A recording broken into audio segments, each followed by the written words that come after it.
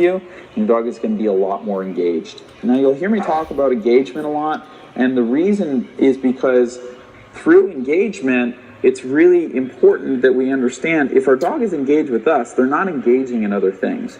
It's essentially impossible for our dog to be focusing on us, looking to us for direction, and understanding that good things in life come through us, and be focusing on going after something or running after something or attacking something. The more eye contact we have and the more engagement we have, the easier it's going to be for our dog to be able to pay attention to us and to be able to filter out outside information. Okay, so that's really, really critical. You'll see me a lot as we're doing leash walking and different things.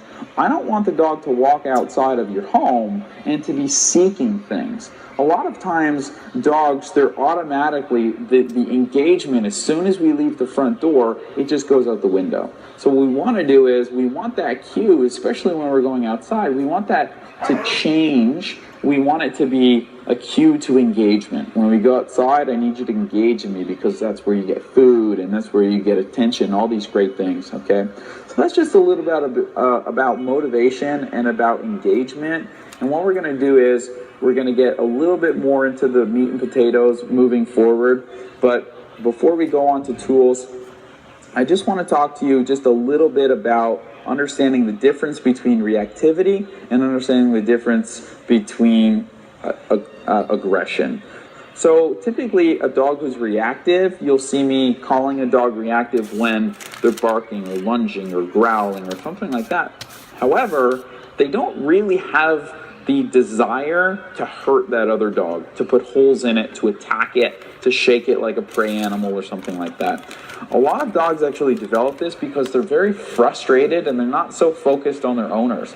Sometimes it happens because they don't have enough energy output, or maybe they're eating too much foods that are high in sugar, so their bodies biologically are really frustrated. There's lots of different reasons why dogs can become reactive.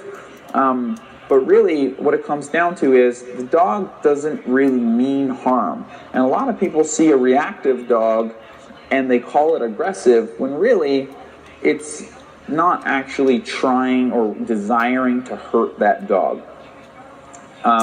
So that's essentially the difference between reactivity and aggression. Reactivity looks like aggression, but with aggression there is actual intent there, and the dog is desiring to cause harm to that dog or that person or whatever, or is obviously potentially in a fearful response, and in that context they can still be fearful and aggressive. Okay, so those are the main differences between reactivity and aggression. I also want to talk to you about the differences between training and rehabilitation. Now, rehabilitation is a really big catchphrase right now in the industry, and I think that a lot of people don't really understand what true rehabilitation is. I'm a firm advocate that we should not be worrying so much about training. We should be focusing a lot on rehabilitation, and we have to understand what that tangibly looks like. Dog training is essentially getting a dog to do what it is that you desire it to do. So it might be as simple as having your dog sit, or having your dog come when called, or having your dog not pull on the leash or something like that. However, rehabilitation is something where we're bringing the dog back to its original state. So if you look up the word rehabilitation, that's what it actually means, bringing your dog back to its original state.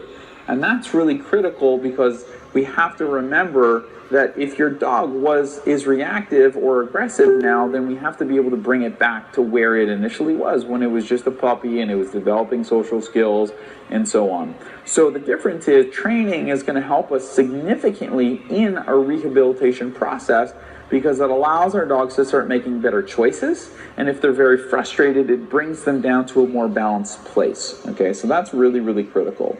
Okay, but rehabilitation is that transition towards the dog making those choices on its own.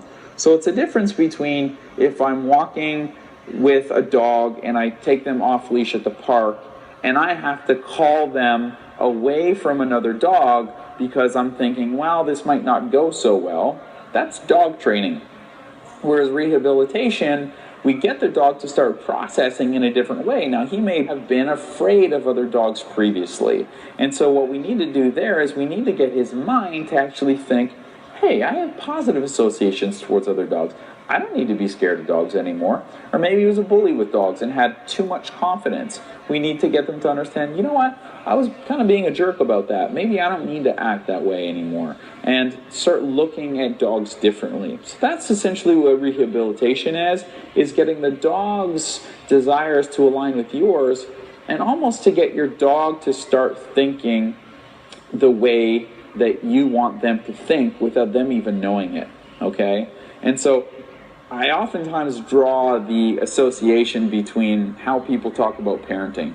Parenting is one thing that you have to look at when the child is in your home, right?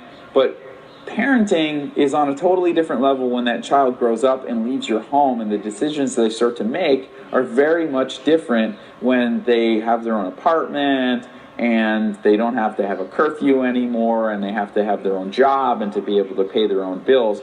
Things are very much different than when your child was maybe 10 years old and they had to be home at a certain time and whatever. There's a lot of rules to parenting typically when your child is still in your home, just like training. And on the opposite side of the spectrum, rehabilitation is kind of like, okay, if you did a good job parenting, then the dog is going to make good choices on its own, just like your kid is going to make good choices on its own.